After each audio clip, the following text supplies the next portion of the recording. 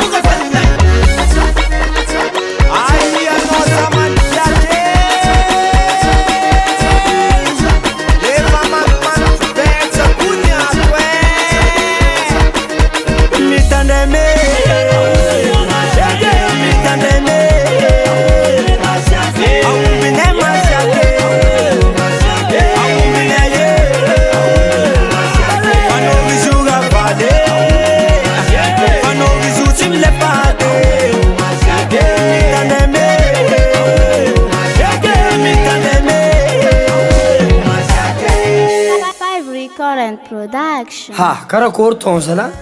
Ça va fo e. Zala olo marigny mankory tsara koragnany TSOULA5 igny. Ha, TSOULA5 farany ambarakôry edy aza magnambanimbany finoagnan'olo fa finoagnan'olo samby mahasinazy ke le raha tiako koragny aombinay zala masiaka e, aomby koa tombohina fanao e.